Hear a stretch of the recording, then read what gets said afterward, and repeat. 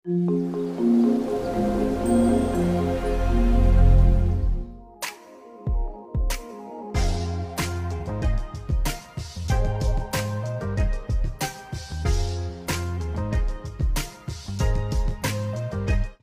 Friends, welcome to my channel. I am Manoj Kumar. और दोस्तों, आज बात करेंगे फ्यूज़न से रिलेटेड एक और कंसेप्ट की। जैसा कि आप सभी लोग जानते हो कि चीज़ें जब हमारी एक इंस्टेंस पर किसी भी डेवलपिंग या टेस्ट या यूएट इंस्टेंस पर जब हम चीज़ों को डेवलप कर लेते हैं, तब उसको दूसरे इंस्टेंस पे माइग्रेट करना कितना टफ और कितना ईजी होता है, ये आप बेहतर तरीके से जानते हो। दोस्तों, ओरेकल R12 की बात करूं तो चीज़ों को जब हम एक इंस्टेंस पर डेवलप कर लेते हैं तो उसके लिए मल्टीपल स्टेप्स हमें फॉलो करने पड़ते हैं। और साथ में ये भी ध्यान रखना पड़ता है कि स्टेप्स को यूज़ करते वक्त मैं कोई चीज़ भूल ना जाऊं, क्योंकि कोई चीज़ मैं भूल जाता हूं तो फिर उसकी वजह से मुझे उस वाले पर्टिकुलर इंस्टेंस पे एरर फेस करनी पड़ती है। फिर एरर का लॉग चेक करता हूँ। एरर के लॉग से मुझे आइडेंटिफाई होता है कि मैंने कोई चीज़ मिस आउट कर दी। RDF बेस्ड रिपोर्ट्स को अगर मैं माइग्रेट करता हूँ तो RDF पहले मुझे अपने FTP सर्वर पे रखनी पड़ती है, फिर RDF का एग्जीक्यूटेबल करना पड़ता है, फिर उसका कंकरेंट प्रोग्राम बनाना पड़ता है। अगर RDF बेस्ड RTF रिपोर्ट है, एक्सेल बेस्ड रिपोर्ट है, तो उसका RTF भी रजिस्टर करना पड़ता है। डेटा मॉडल और उसकी RTF दोनों की दोनों मुझे रजिस्टर करनी पड़ती है। हर चीज़ का बहुत ही ठीक तरीके से ध्यान भी रखना पड़ता है। बट दोस्तों, ये तो केवल रिपोर्ट की बात करूं, फ्यूज़न में इन सारी चीज़ों के लिए बहुत ही इजी स्टेप्स दिए गए हैं। वन क्लिक पर ही आप सीधे सीधे चीज़ों को एक इंस्टेंस से दूसरे इंस्टेंस पर, एक यूज़र से दूसरे यूज़र पर और एक फोल्डर से दूसरे फोल्डर में डायरेक्टली माइग्रेट कर सकते हैं। कैसे कर सकते हैं, इसके लिए चलेंगे सीधे फ्यूज़न की विंडो पर। उस पर जाने से पहले थोड़ा सा समझ लेते हैं। देखिए दोस्तों, ये है मेरा ओरेकल क्लाउड। मतलब आपकी जो चीज़ें यहाँ पर माइग्रेट होंगी वो क्लाउड से क्लाउड पर ही होंगी। मतलब आप चाहें, अगर आपने अपनी रिपोर्ट किसी पर्टिकुलर एक अपने माई फोल्डर के अंदर डेवलप करी है, let's say I am just taking one example, कि आपने माई फोल्डर के अंदर कोई एक रिपोर्ट आपने R1 करके डेवलप करी है, उसको आपको किसी अदर फोल्डर में मूव करना है, तो आप इजीली उसको दो तरीके से मूव कर सकते हैं। या तो आर्काइव अनआर्काइव का मेथड ले सकते हैं, या सीधे ड्रैग एंड ड्रॉप का तरीका ले सकते हैं।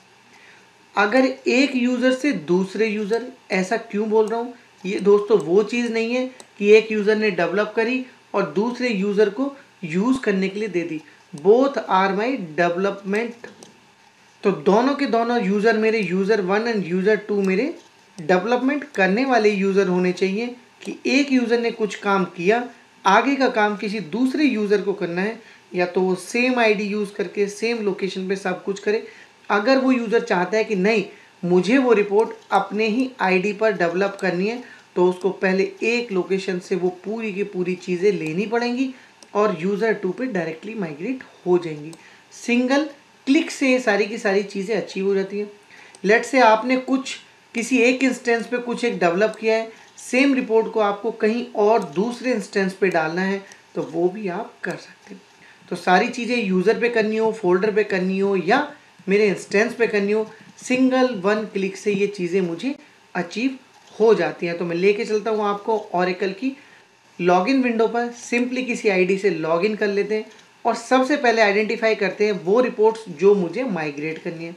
तो रिपोर्ट्स माइग्रेट करने के लिए सिंपली आपको पता है रिपोर्ट्स मुझे कहाँ मिलती हैं। रिपोर्ट्स मिलती हैं मुझे टूल्स के अंदर।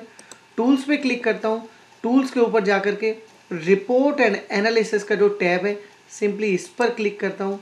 इस पर क्लिक करने के बाद मैं ब्राउज़ कैटलॉग पे क्लिक करता हूँ और ब्राउज़ कैटलॉग के बाद मैं आ जाता हूँ अपनी उस विंडो पर जहाँ पर मेरी रिपोर्ट्स जो है, मुझे अपनी रिपोर्ट्स दिखने लगती हैं और मुझे यहाँ पे मेरे दोनों चीज़ें दिखते हैं। रिपोर्ट भी दिखती है, मेरे डेटा मॉडल्स भी दिखते हैं। इन चीज़ों पे और ज़्यादा डिस्कशन नहीं करेंगे, क्योंकि ये चीज़ें हम पहले ही BI रिपोर्ट्स में डिस्कस कर चुके हैं। लेट्स से मुझे एक ये report SDAP invoice multi parameter और SDAP सिंगल पैरामीटर, ये दोनों रिपोर्ट जो है मुझे क्या करनी है, मुझे यहाँ से माइग्रेट करनी है किसी दूसरे इंस्टेंस पर। तो कैसे करेंगे दोस्तों, मैं सिंपली बताता हूँ। सबसे पहले जानेंगे इन रिपोर्ट्स पे लगे हुए डेटा मॉडल कौन से हैं। तो डेटा मॉडल को जानने के लिए सबसे पहले सिंगल पैरामीटर की रिपोर्ट को मैं यहाँ पे ओपन कर रहा हूँ।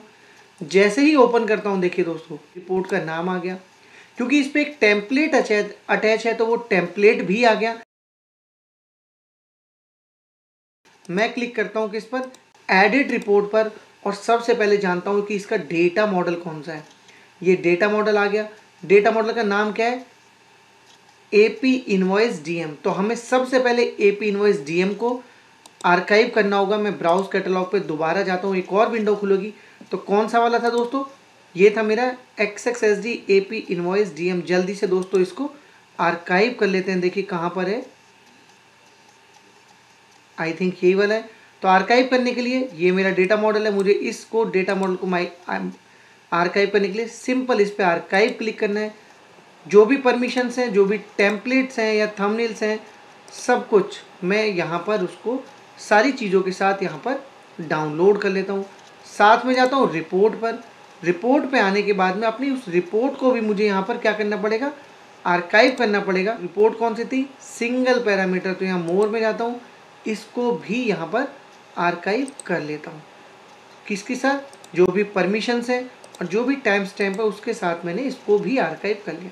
अगर आप देखेंगे तो मैंने यहाँ पे 4 चीज़ें जो हैं, 2 डेटा मॉडल और 2 रिपोर्ट्स मैंने यहाँ पर आर्काइव की हैं। अब मैं चलता हूँ दोस्तों यहाँ से लॉग आउट करके एक अलग स्क्रीन पे, जहाँ पर दूसरे यूज़र से मैं लॉगिन करूँगा। साइन आउट कर रहा हूँ। देखिए दोस्तों, दूसरे यूज़र से मैं लॉगिन करूँगा और दूसरे यूज़र से लॉगिन करने के बाद जो रिपोर्ट्स मैंने यहाँ पे आर्काइव करी हैं उनको वहाँ पर अपलोड करूँगा, अनआर्काइव करूँगा। दूसरे यूज़र से लॉगिन कर जाता हूँ।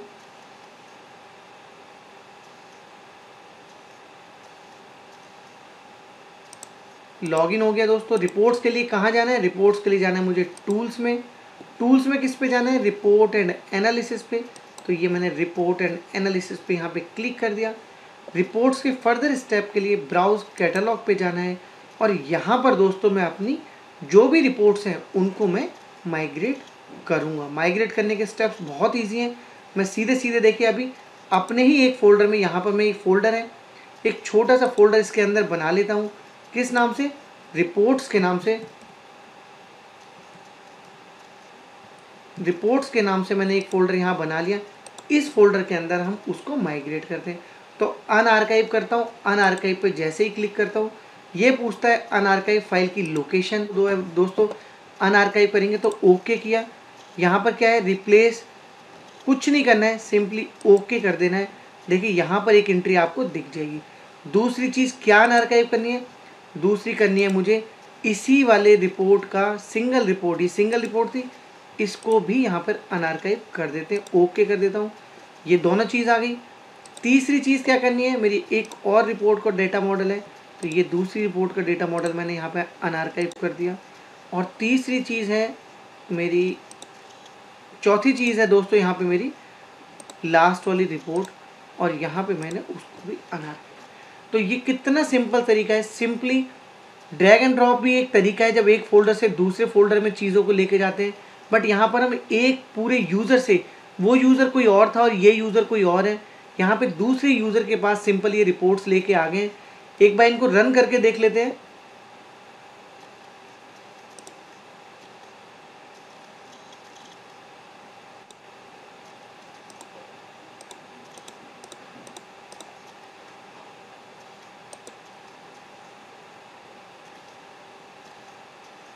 ये देखिए दोस्तों, हमने रिपोर्ट को रन करके देखा, सिंगल पैरामीटर वाली रिपोर्ट जो है वो सिंपली यहाँ चल गई। इट मीन्स दोनों की दोनों रिपोर्ट मेरी यहाँ पर सक्सेसफुली माइग्रेट हो गई। यहाँ पर सिंपल हमने देख लिया, हमने क्या किया यहाँ पर दोस्तों, हमने अपनी रिपोर्ट को एक यूज़र से दूसरे यूज़र के पास माइग्रेट किया। अब वो यूज़र हो, चाहे वो फोल्डर हो, चाहे वो इंस्टेंस हो, आप इजीली आर्काइव अनआर्काइव करके अपनी रिपोर्ट्स को एक जगह से दूसरी जगह मूव कर सकते हैं। तो एक छोटा सा एग्जाम्पल था दोस्तों, जहाँ पर हमने रिपोर्ट्स को एक इंस्टेंस से दूसरे इंस्टेंस पे और यूज़र से दूसरे यूज़र के पास और फोल्डर से दूसरे फोल्डर में मूव करना सीखा। वीडियो अच्छा लगे, पसंद आए या आपकी नॉलेज के लिए रहा हो, आपकी नॉलेज इसने थोड़ी बहुत इन्हेंस कर दी हो, तो वीडियो को लाइक कीजिएगा, शेयर कीजिएगा उन भाइयों के लिए जो फ्यूज़न में छोटी छोटी चीज़ें सीखना चाहते हैं।